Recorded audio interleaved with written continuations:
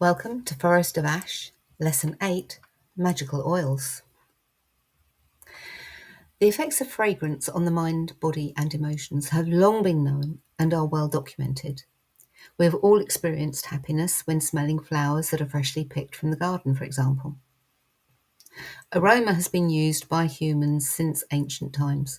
Perhaps one of the first people to discover its use were the Sumerians and Babylonians, who would burn juniper berries in their offerings to the goddess Inanna. The Egyptians used perfumed oils to anoint embalmed bodies and the statues of their deities. The art of distillation wasn't known at this time, so instead they would create their perfume by soaking plant materials in oil or fat. The oil would absorb the fragrance from the plant, and perfumed oil was created. The Greeks used scent in much the same way as the Egyptians, but they would also inhale specific perfumes in order to heal an internal ailment, such as quince oil to help with stomach upsets. American Indians use scented plants for magical purposes, such as burning sage to cleanse and purify an area, or sweetgrass to invoke a deity. If used with intent and visualization, then oils are very versatile for use in magic. Oils, like incense, represent the element of air in spells and rituals. Both can be used as petitions, carrying your intent out into the universe to become manifest. But unlike incense, you can add a few dabs of oil to your body and carry that focus with you throughout the day. Every time you catch a waft of the scent, your subconscious will be reminded of your intent and add more focus to it. Also, by anointing yourself with the oil, you are bringing the energy of the oil within and infusing the essence into your being. If using oils this way, be careful, as some oils can be irritants. See at the bottom of the lesson. And do a small patch test first. As with anything, you would apply to your skin. Probably one of the most popular and effective ways of using oils for magical purposes would be in conjunction with candle magic. Choose an oil and candle colour, depending on your magical goal, and rub that oil onto the candle. Go with your intuition as you can start to rub the oil from top, middle or bottom of the candle and work until the whole candle, or only part of it, has been anointed, all the while visualising your intent. As the candle is burnt, the energy of the oil is released along with the colour and, of course, your energy and intent, a triple whammy. If you like to make your own candles from scratch, then you can put the oils right into the melted wax, stirring in the oil in a clockwise motion for attraction spells, or anti-clockwise if your intent is to deflect something. A good way to get into the right frame of mind for ritual is to have a bath. By adding a few drops of oil, you can calm and quiet the mind, purify and cleanse the body, and start the process of changing your awareness and focus from whatever happened in your day, allowing you to concentrate on your magical workings. This is a recipe I created to do all three things in one watery extravaganza. 5 drops of sandalwood to prepare the mind for ritual, 3 drops of lavender to calm and relax the mind, 2 drops of orange for purification and magical energy. Mix the oils into 4 ounces, 120 grams, half a cup of Epsom or Dead Sea salts, while visualizing yourself relaxed and purified. Then run the bath water and pop the salts into the running water, swirling the salts around with your hand and still visualizing yourself calm, relaxed and purified. Then hop into the bath and let the oils work their magic, and the salts should leave your skin lovely and soft too. You can add more of the mixture if you like to have a really deep bath. The last method I would like to talk about is anointing.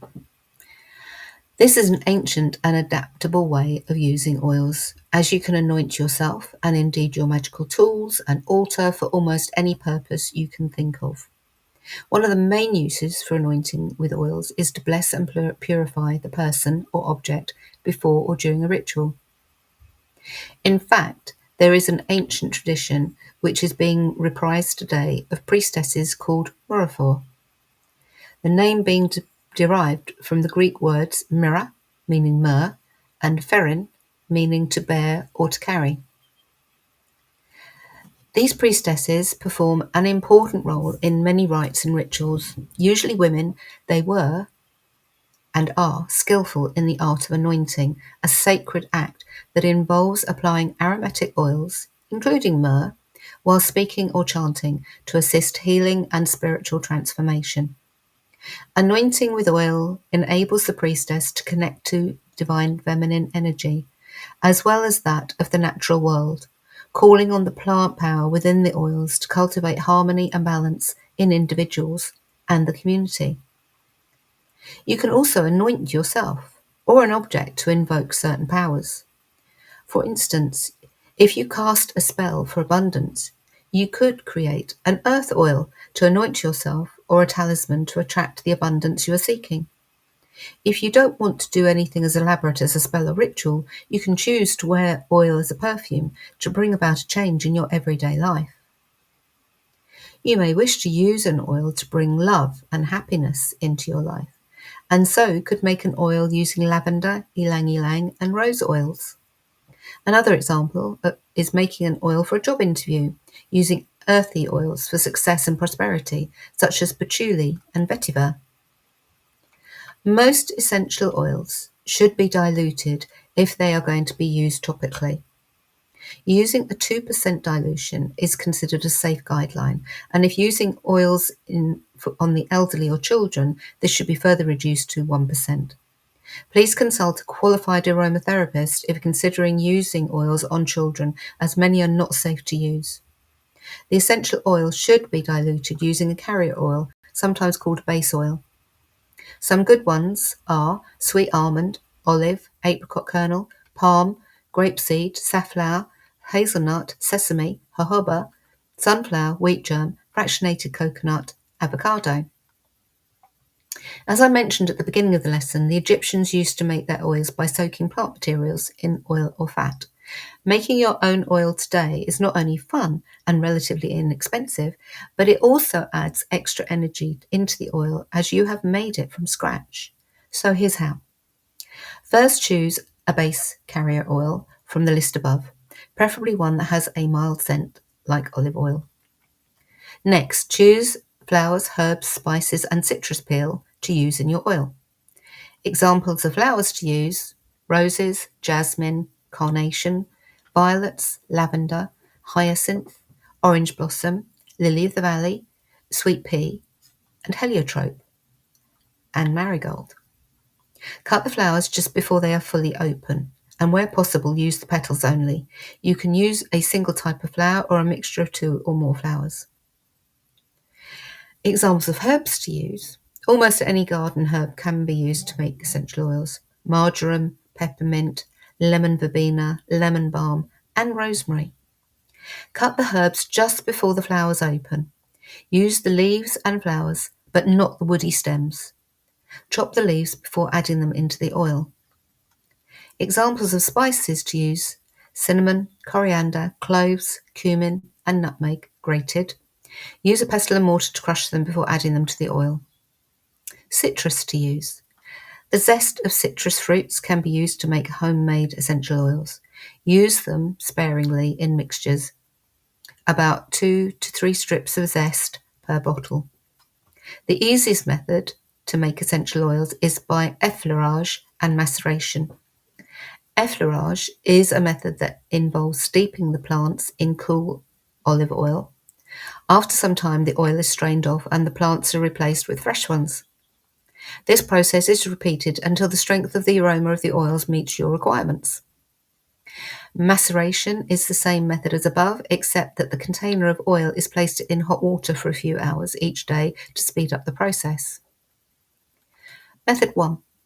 You will need 1 piece 600ml wide necked jar with tight fitting lid, 300 ml of oil, glass mixing bowl, muslin to cover the top of the bowl, dark glass bottle with tight fitting lid or stopper, 8 tablespoons of flowers, petals, 6 tablespoons of chopped herbs, optional, 4 tablespoons of crushed spices, optional. 6 tablespoons of thinly pared citrus zest, optional. Note, the amount of plant materials needs to be renewed several times, so prepare that in double or triple amounts. Instructions. Put the oil into the jar. Then add the plant material and stir. Cover tightly and leave for 48 hours on a sunny windowsill, shaking every 12 hours. Lay a piece of muslin over the bowl and strain the oils. Gather up the muslin and squeeze the material to extract as much as you can. Put the oil back in the jar and add fresh material. Continue in the same way until you get the aroma you want. After final straining, you can put the oil into a dark glass bottle. The shelf life of your essential oil is 6 to 12 months if kept in a dry, dark, cool place. Method 2. This method is better if you are using petals such as rose. Things you'll need: 8 cups of petals, herbs and/or spices, 1 cup of base oil, a pot, water, glass jar, pestle, sieve. Step 1. Bring 4 cups of water to the boil, then remove it from the heat. Step 2. Put 1 cup of your chosen base oil in a glass jar. Step 3. Set the glass jar with the oil in the pan of hot water. This will keep the oil warm, which helps it pull the scent from the plant matter. Step 4. Shred or crush 1 cup of petals or your chosen plant matter with a pestle into a glass bowl. You can also use a wooden spoon or your fingers if you have no other supplies available. Step 5. Place the plant matter in the jar with the oil and cover. Once the pan of water cools, you can move the jar to a warm, sunny windowsill. Step 6. Leave the oil and plant matter alone for at least 24 hours. We recommend letting the petals soak in the oil for up to 7 days, depending on how strong a scent you desire. Remove the plant matter from the oil, squeeze it to get all the oil into the jar. Strain the oil through a fine mesh sieve into another jar or glass bowl to remove any petal pieces or other debris. Step 9. Repeat steps 1 through 8 for a minimum of 7 days. Step 10. Store the finished oil in a dark glass jar or a glass jar kept in a dark cupboard. As you know by now, that what your magic is much more effective. As you know now, your magic is much more effective when the correspondences used have meaning for you. And that is why I'm not going to fill this lesson with reams of correspondences for you to study. Instead, I will give you a basic guide for you to build on. Scents of the elements. Earth oils for prosperity, for fertility, finance, foundation and grounding. Choose woody oils such as cypress, patchouli, tonka and vetiver. Air oils used for communication, movement, travel, meditation. Choose light citrus fragrances such as lemon, mint, bergamot, lavender, eucalyptus. Fire oils used for passion, purification, protection and strength. Choose spicy scents such as clove, cinnamon, ginger, rosemary. Water, used for dreams, love, friendship, psychic awareness and healing. Choose heady floral bouquets such as rose, chamomile, jasmine, ylang ylang. The scents and the days of the week and the planets. Monday, moon, used for psychic awareness, dreams, sleep, healing, compassion, meditation. Examples: jasmine, lemon, sandalwood, camphor. Tuesday, Mars, used for courage, strength, passion, energy, physical, magical and sexual, and protection. Examples: coriander, ginger, nasturtium, pine, black pepper.